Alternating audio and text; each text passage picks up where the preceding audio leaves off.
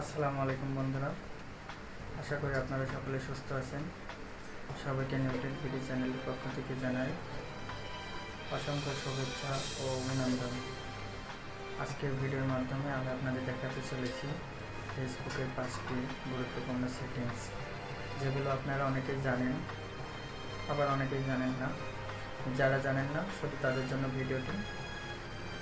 আশা করি এই সেটিংসগুলো আপনার ফেসবুক ব্রাউজ করা আরও সহজ করে দিবে। সবার কাছে আবেদন, আমাকে আপনারা সাপোর্ট করবেন। আমি নতুন, এটা আমার নতুন আইডি। সবার কাছে একটাই রিকোয়েস্ট যে আমার ভিডিওগুলো শেয়ার করবেন। চলুন দেরি না করে ভিডিওটি শুরু করি। ধন্যবাদ সবাই। বন্ধুরা, ভিডিওর শুরুতে আমি আপনাদের দেখাবো ফেসবুকের অ্যাক্টিভিটি লগ সেটিংস। এর জন্য চলুন আমরা প্রথমে ফেসবুক অ্যাপটি ওপেন করি। যে বন্ধুরা দেখতে পাচ্ছেন আমার ফেসবুক টাইমলাইন চলে এসেছে, হোম পেজ। আমি এখন যে ট্রিকটি আপনাদের দেখাবো সেটি হচ্ছে, আমাদের মাঝে অনেকে আছেন যারা পরিচিত কারো ল্যাপটপ বা পিসি দিয়ে বা অন্য কোনো ডিভাইস দিয়ে আমাদের নিজেদের ফেসবুক আইডি লগ ইন করি, কিন্তু সব সময় মনে রাখতে পারি না যে আমরা সেটি লগ আউট করেছি কিনা। অনেক সময় দেখা যায় যে আমরা লগ ইন ঠিকই করি কিন্তু লগ আউট করতে ভুলে যাই, বা আমাদের অজান্তে অন্য কেউ আমাদের আইডি ইউজ করে। সো এটি জানতে বা এটি বন্ধ করতে হলে আমাদের কি করতে হবে চলুন দেখি। সো এর জন্য আপনি আপনার ফেসবুক অ্যাপটি ওপেন করার পর এই যে এখানে দেখতে পাচ্ছেন ফেসবুকের 3 ডট মেনু, 3 ডট বাটনে ক্লিক করার পর আপনি এখানে দেখতে পাচ্ছেন সেটিংস অ্যান্ড প্রাইভেসি বলে একটা অপশন আছে, এটাতে ক্লিক দেবেন। তারপরে নিচে দেখতে পারবেন সেটিংসে আসার পর আপনি প্রথমে দেখতে পাচ্ছেন পাসওয়ার্ড অ্যান্ড সিকিউরিটি, এখানে ট্যাপ করবেন। ট্যাপ করার পর আপনি এখানে দেখতে পাচ্ছেন where you are logged in, মানে আপনি কোথায় কোথায় লগ ইন করেছেন এর আগে, এখানে সকল তথ্য এখানে দেওয়া আছে। যে সিওল প্রেস করবেন, তারপরে দেখতে পাচ্ছেন ওপো A9 2020, এটি আমি যে ডিভাইস দিয়ে এখন লগ ইন করে আছি সেটি অ্যাক্টিভ নাও দেখাচ্ছে।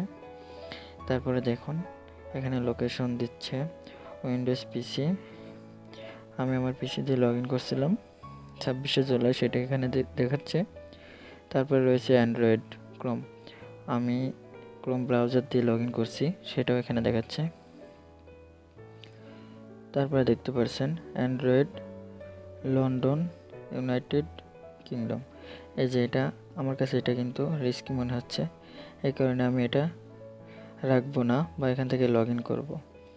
আপনার যদি এমন কোনো লোকেশন এখানে দেখায় বা আইপি অ্যাড্রেস শো করে যেটা আপনার অপরিচিত বা আপনি সেটা চান না যে লগ ইন থাকুক, এই কারণে আপনাকে এখান থেকে লগ আউট করতে হবে। এই জন্য আপনাকে কি করতে হবে, যেন আপনাকে সেই ডিভাইসটি বাছাই করতে হবে। বাছাই করার পরে এই যেখানে দেখতে পাচ্ছেন 3 ডট মেনু, 3 ডটে ক্লিক করবেন। তারপর এখানে দেখতে পাচ্ছেন সিকিউর অ্যাকাউন্ট, আপনি চাইলে সিকিউর অ্যাকাউন্টও করতে পারেন অথবা লগ আউটও করতে পারেন। সো আমি এখান থেকে সিকিউর অ্যাকাউন্ট করব না, আমি এটা টোটালি লগ আউট করে দিব। লগ আউটে প্রেস করতে হবে, দেন দেখতে পাচ্ছেন এটি লগ আউট হয়ে গেল। এভাবে আপনি চাইলে যেগুলো আপনার এখানে সন্দেহ মনে হয় যেগুলো রাখা উচিত না, আপনি সেগুলো এখান থেকে লগ আউট করে নেবেন। এটা করার ফলে কি হবে, আপনার ডিভাইস বাদে অন্য কারো ডিভাইসে আপনার অ্যাকাউন্টটি আর লগ ইন থাকবে না।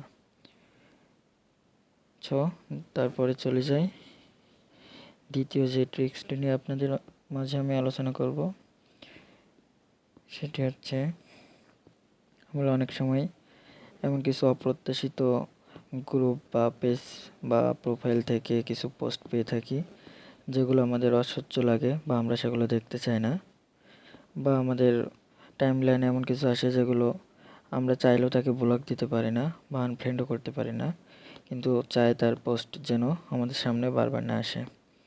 তো আমরা যদি এটা করতে চাই তাহলে আপনাদের প্রথমে যেতে হবে,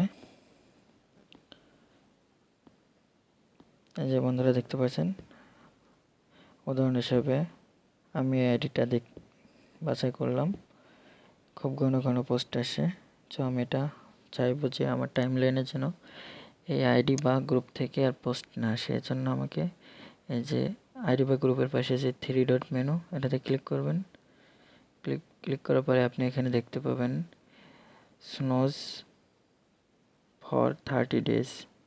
এই যে দেখতে পাচ্ছেন সোনাজম ফর 30 ডেজ, এটা অন করার পর এখানে দেখতে পাচ্ছেন you won't see post from ওই আইডি থেকে in your news feeds for 30 days. মানে এই আইডি থেকে 30 দিনের ভিতরে আমি আমার টাইম লাইনে কোনো পোস্ট আমি দেখতে পাবো না। সো এটা অনেক হেল্পফুল হবে। আপনাদের যেগুলো দেখতে ভালো লাগবে না বা যে পোস্টগুলো আপনারা দেখতে চান না, কিন্তু তাকে আনফ্রেন্ডও করবেন না, আবার ব্লকও দেবেন না, এটা করতে পারেন। তারপরে যে ট্রিক্সটি নিয়ে কথা বলবো সেটি হচ্ছে, আমরা অনেকে ফেসবুকে ফটো বা ভিডিও আপলোড করি, দেখা যাচ্ছে এইচডি ফটো আপলোড করি, কিন্তু আপলোড করার পর ফেসবুকে আসার পরে সেই ভিডিও বা ফটোটি আর আগের মতো থাকে না, অনেকটা ফেটে যায়, দেখতে ভালো লাগে না। সেই জন্য আমরা কী করব, ফেসবুকের 3 ডট মেনুতে যাওয়ার পরে সেটিংসে যাব। সেটিংসে যাওয়ার পরে আমরা চলে যাব মিডিয়াতে। মিডিয়াতে যাওয়ার পরে এখানে যে বন্ধুরা দেখতে পাচ্ছেন দুটো অপশন আছে, upload video HD, upload photo HD, মানে ভিডিও অ্যান্ড ফটো সেটিংস। এখানে আপনাকে এই দুইটাই অন করে দিতে হবে। তাহলে আপনি যখনই এরপর থেকে ফটো বা ভিডিও আপলোড করবেন সেটি ফুল রেজুলেশনে, এইচডি রেজুলেশনে থাকবে, রেজুলেশন কমবে না। তারপরে যে ট্রিকটি দেখাবো সেটি হচ্ছে ভিডিও অটো প্লে। অনেক সময় কি হয়, আমরা আমাদের আইডিতে যখন কোনো ভিডিও পেয়ে যাই সেটি অটোমেটিক অন হয়ে যায়। এর ফলে আমাদের অনেক সময় বেশি এমবি খরচ হয়ে যায় বা আমাদের অনেকের বিরক্ত লাগে। তো আমরা যদি এটা অফ করতে চাই তাহলে আমাদের যেতে হবে 3 ডট মেনু। 3 ডট মেনুতে যাওয়ার পর সেটিংসে যাওয়ার পর আমাদের এখান থেকে যেতে হবে মিডিয়া অপশনে যাওয়ার পর এখানে দেখতে পাচ্ছেন অটো প্লে। এখানে ভিডিও অটো প্লে আছে on mobile data and wifi, on wifi only. আপনি যদি অন ওয়াইফাই অনলি করেন তাহলে শুধুমাত্র ওয়াইফাই কানেকশন থাকাকালে ভিডিও অটো প্লে হবে। আর আপনি যদি চান নেভার অটো প্লে ভিডিওস, তাহলে আপনি এখানে ক্লিক করবেন, তাহলে আর আপনার ভিডিও অটো প্লে হবে না। আপনি যখন দেখতে চান তখন এটাতে ক্লিক করার পর আপনি দেখতে পারবেন। কিন্তু অনেকে দেখা যাচ্ছে প্রথমে পেজে আসার সাথে সাথেই ভিডিও প্লে হয়ে যায়, এটা অনেক সময় বিরক্তিকর লাগে। সো আপনি চাইলে সেটিংসটিকে রাখতে পারেন। তারপর হচ্ছে আপনি কোনো ভিডিও দেখবেন, এমন সময় আপনার কোনো গুরুত্বপূর্ণ কাজে ফেসবুক থেকে বের হয়ে যেতে হয়। পরবর্তীতে আপনি যদি ভিডিওটি খুঁজে পেতে চান তাহলে আপনাকে কি করতে হবে, সরি বন্ধুরা, যে ভিডিওটি যদি আমি চাই যে পরে দেখব, এখন সময় হচ্ছে না, তাহলে আপনাকে 3 ডট মেনুতে ক্লিক করতে হবে। ক্লিক করার পরে যে বন্ধুরা এখানে দেখতে পাচ্ছেন সেভ ভিডিও বলে যে অপশনটি আছে, আপনি এটাতে সেভ করে দেবেন। জিওর স্টোরি ফেভারিটস, এখানে নিউ কালেকশন আপনি দিয়ে দিতে পারেন। আমি ওয়াচ লেটার বলে সেভ করছি। তারপরে আপনি কনফার্ম করে দেবেন। তারপরে আপনি 3 ডট মেনু থেকে যেখানে দেখতে পাচ্ছেন সেভ বলে যে অপশন আছে, সেভডে আসার পর আপনি এখানে দেখতে পাচ্ছেন এই যে ভিডিও, এই যে সাইমন সিরাজ সেতু ভাইয়ের ভিডিও আমি একটা এখানে নিয়েছি, এই যে এখানে দেখতে পাচ্ছেন। যে পরবর্তীতে আপনি যখন ফেসবুকে আসবেন এখান থেকে আপনি চাইলে ভিডিওগুলো দেখতে পারেন, এভাবে দেখতে পারবেন। তো তারপরে আরেকটি কথা, আপনি কিভাবে ফেসবুক ডার্ক মোড অন করবেন। এর জন্য আপনাকে ফেসবুক 3 ডট মেনুতে ক্লিক করার পরে সেটিংসে যেতে হবে। সেটিংসে যাওয়ার পর স্ক্রল করবেন নিচে, স্ক্রল করতে থাকলে দেখতে পারবেন ডার্ক মোড বলে একটা অপশন, এটা আপনি অন করে দিবেন। তারপরে দেখতে পাচ্ছেন আমার ফেসবুক এখন ডার্ক মোডে চলছে। অনেক সময় রাতে ব্রাউজিং করার সময় প্রবলেম হয়, চোখের সমস্যা হয়। আপনি যদি ডার্ক মোড দিয়ে দেন তাহলে আপনার ফেসবুক ব্রাউজ করা আরও সুবিধা হবে।